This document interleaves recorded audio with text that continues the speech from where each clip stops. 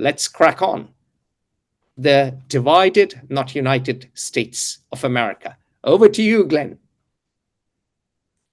Well, silence is probably the wisest course of action here, given all of the wonderful events that you touched upon. But I think I want to start talking by mentioning one of the great works of literature, certainly of the last 100 years. I think it's one of the great books ever written. I'm not the only one who thinks this. And then I'm not just talking about literature. I'm mentioning this specific book because of what it tells us about what's happening in the United States. The book is by Milan Kundera, The Unbearable Lightness of Being. It's one of my favorite novels. It's extraordinary. It's a work of genius. It portrays life in Prague and in then Czechoslovakia in the aftermath of the 1968 Prague Spring, that was crushed by the Soviet tanks and Soviet army, and overthrew the nascent democratic, pluralistic leader Alexander Dubček. I was a boy at the time, but here in the United States, in Boston. But I vividly remember there's a footbridge, not only a footbridge, but there's a bridge over a small river, a small stream in my town that was spray painted, and this was in the decades prior to the explosion of disgusting graffiti that's now become pervasive everywhere on buildings and trains and so on. But it was sprayed "Viva Dubček," and of course that didn't help him a whole lot. But Kundera wrote a book that describes life in a socialist, Warsaw Pact, Soviet Empire society. And the reason it's relevant is how does one react to a world in which truth is lost or cannot be identified because facts are controlled or denied, and where one citizen, an individual, loses agency, loses the ability to affect much beyond his or her reach. The reaction described was that people turn inward and away from the broader social world. They focus on gardening, or on the music, or on sex. And they become nihilistic and passive, many. Now, there will be revolutionaries and opponents who say, no, I won't accept this. But on the whole, when people lose agency politically and socially, that is the reaction described by Kundera, The Unbearable Lightness of Being. I went to Prague a few years after he wrote the book, still a good number of years before the fall of the Berlin Wall and the end of the Cold War. And so I saw that society. And it was exactly as Kundera relates in his book. So why is this relevant now for what I'm going to talk about, the divided, not United States of America? I have sensed for some time a similar shifting in people's attitudes and behavior. There is a strong segment of American society that ardently supports Donald Trump and the Republican Party, but there's a much larger percentage of the American society that opposes what's happening and is appalled. But they have no real power on a national level. At the local level, still there is some, although the effects are felt even at the level of a small town, such as the one I live in. That's a secondary point. And so what do people do? they turn into their family life, into the vegetable garden that I'm very proud of that I have. And it's because the government, all branches of government, all the levers of power are controlled by a party that aggressively has shaped truth to be whatever it says that it is. Think of the speech that we'll hear about from Atul in a few minutes that Donald Trump made at the United Nations, in which he derided, denigrated, dismissed global warming as something even real. And so there's a loss of mobilization and a disaffection, which has profound sociological, cultural, and political consequences. Sorry, Atul. Can we very quickly say something about Charlie Kirk, a celebrity Yeah, concerned? I'm getting to that. This is just the foundation, of course. I'm sorry. Exactly, who was So, assassinated. with that as a Yeah. background, specifically what's happened, as all of you will know, is that this commentator, activist, young man, political figure named Charlie Kirk was assassinated while giving a talk at a university in Utah. And the reaction has been quite astounding nationally. He has been quickly turned by the Trump administration and by the Republican Party and the whole political movement into a martyr, a nearly Christ-like figure. In fact, the explicitly religious comparisons and comparisons to Christ have been repeated, numerous. So there was a ceremony, a commemoration of his life, I guess you would say, that the president attended.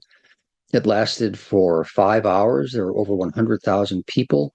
The religious, not just undertones and overtones, the religious shaping and presentation of the entire event and of the meaning of his martyrdom were quite explicit and powerful. It was and how both has that played out in society? If I may say, it was both religious revival and political rally. I mentioned before we went on air that the service reminded me of televangelists I have seen out of curiosity over the years. It had very much that feel of a religious spectacle. And Erica Kirk, the widow, Charlie Kirk's widow, forgave the man accused of murdering her husband. Donald Trump consoled her publicly. The 100,000 people were almost in a state of religious frenzy. Meghan McCain said today is the day Democrats lost 2028. There was both a sense of mourning, but a sense of foreboding and a predictive element to it, that this is the way the world will transpire. So I was quite fascinated. I mean, you haven't suffered the same as I have on YouTube, because I watched the ceremony and I watched Trump's entire speech at the UN, Glenn.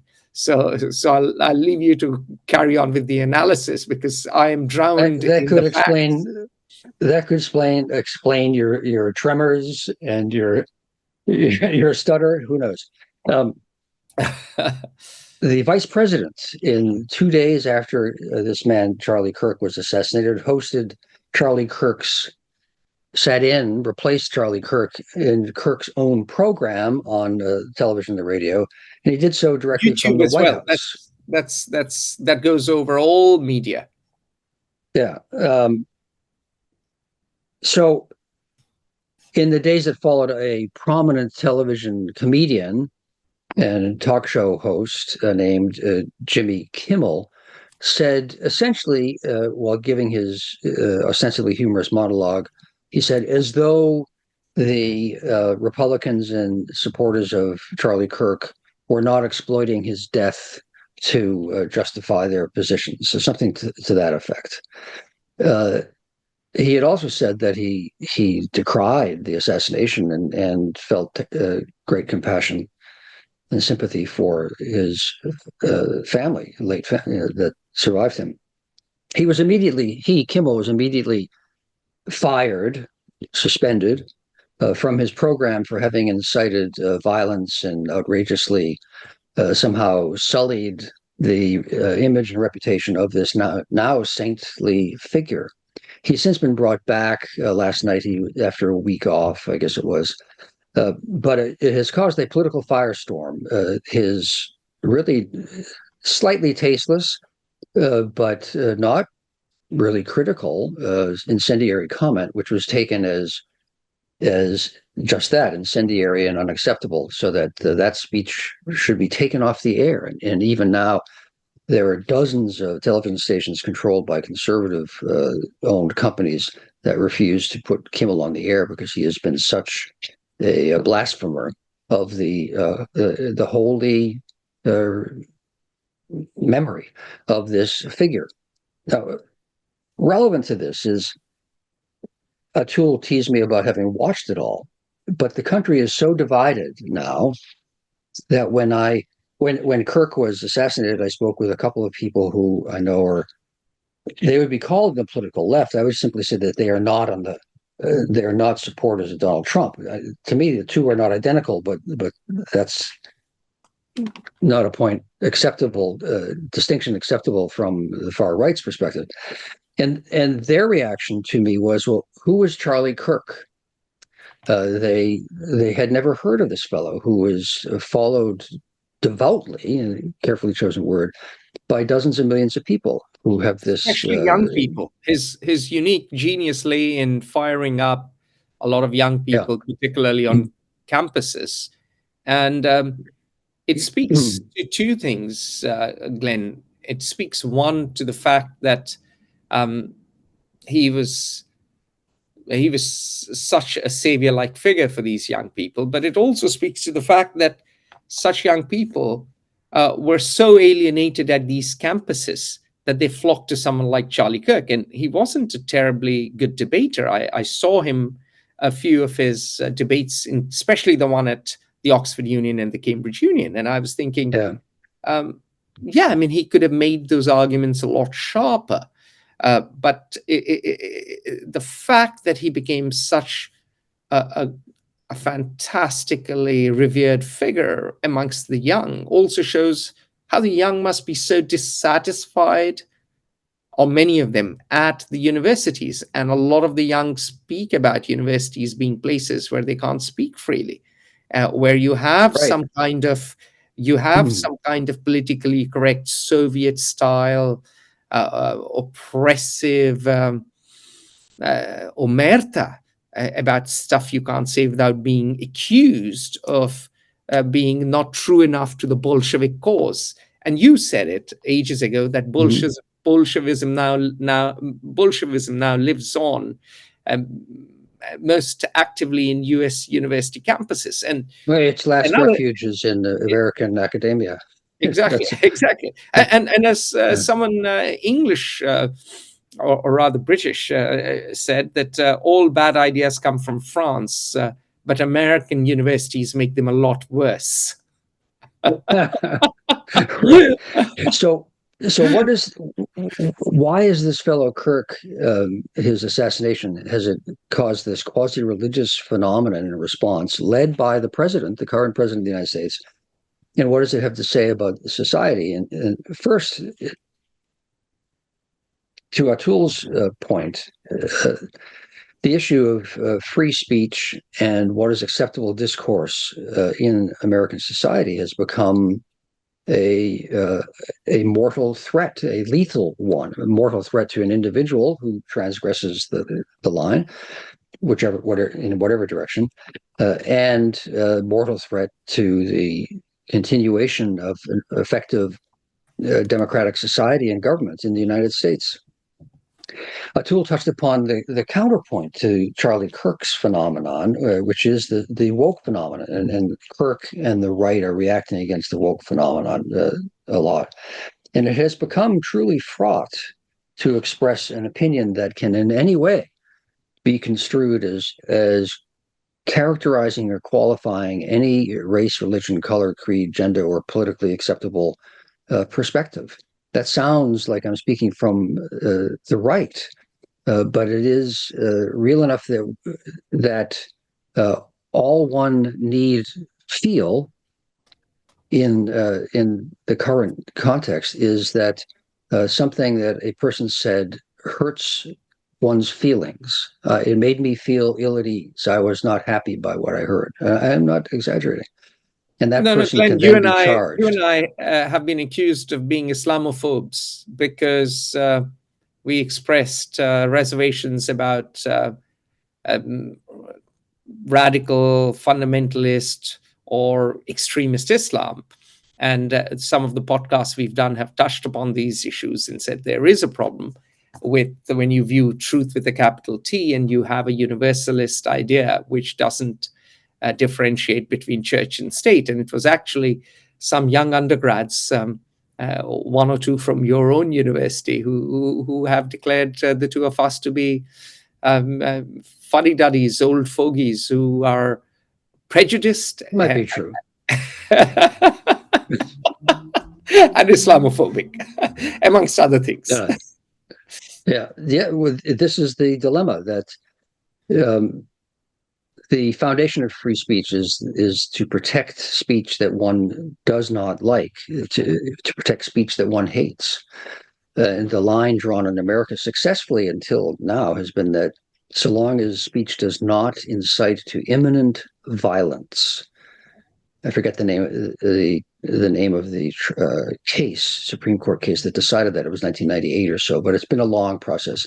So long as speech does not incite to imminent violence, then it is protected, to the point where even Nazis were protected by the government so that they could march through an Orthodox Jewish community called Skokie, Illinois, 35 years ago.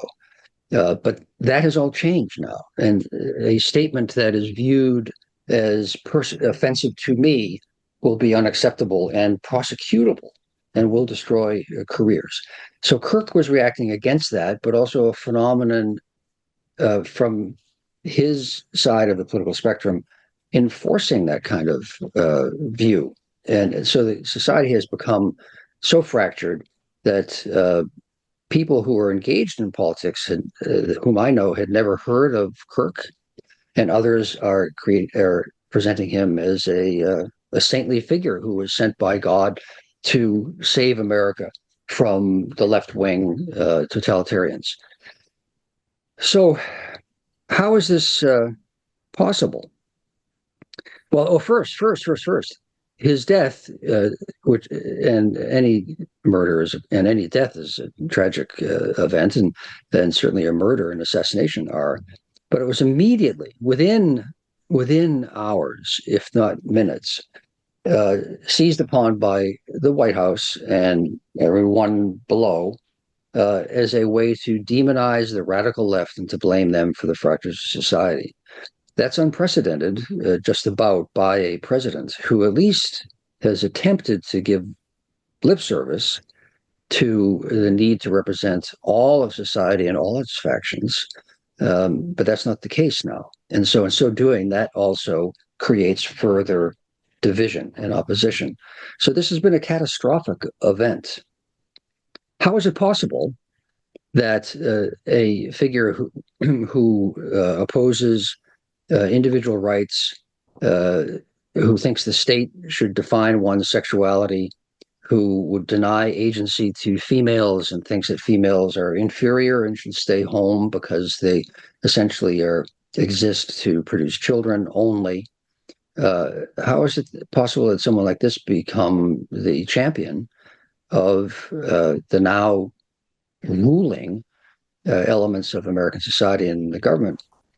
And how can evangelical Christians in particular, who give the foundational support to the Trump phenomenon and the far right, how can they support this? And I think that there are probably 5 elements or so that for evangelical Christians, sin is considered unavoidable and it can be forgiven. So it's not disqualifying for a leader. So you can get a pass. You can do bad things. Oh, you shouldn't have done that, but you're still my person. So it's not like a Calvinist view where you're either good or you are bad, and you are accepted or you are damned. It's well, it's okay so long as he supports things that I want to achieve. There's also the goal is that they have felt disempowered for ever, and that Trump and the MAGA phenomenon can give them power to not only express, but to impose these views. There's a tribal loyalty that it doesn't matter what the truth is, so long as my leader says it, and that's the views of my tribe, and that's also the case. And they view that society has been moving against them for many years, and that this is an existential threat that they can parry by unifying behind a leader. And that's the definition of fascism. And I'll get to 2 points. What is the meaning of this ceremony or commemoration and the assassination, the reaction to the assassination? And I'll read again. What is the definition of fascism? It is a populist political philosophy, movement or regime that exalts the nation and often race above the individual. That's associated with centralizing autocratic government, headed by a single dictatorial leader, and characterized by economic, social regimentation, by forcible suppression of opposition, and I would add views and speech. And then finally, the fellow I like to talk about, but no one else has ever heard of, Carl Schmitt, Adolf Hitler's and the Nazi regime's lawyer, said the concept of the state presupposes the concept of the political, and the political is defined by defining who is a friend and who is an enemy. Thus, within 2 hours, the demonization of anyone who did not view Kirk as an exalted figure. And then finally, another major fascist leader said the press must not be allowed to confuse the people and mislead them with false reports or the truth. And that was Joseph Goebbels, who was Nazi Minister of Propaganda. So all of this is just, this being the Kirk assassination and the reaction, I think are dramatic examples and parts of the phenomenon of the existentially dangerous split of American society. And it is easy to destroy a system. It is very difficult to reconstitute it. And not for the first time, I've said, and I'm hardly the only one to fear, that this is a worse crisis than any confronted by the United States in its history, and that there is a real question as to whether the democracy that people assumed and idealized can actually be restored in the United States. Join the conversation at Fair Observer and subscribe to our YouTube channel.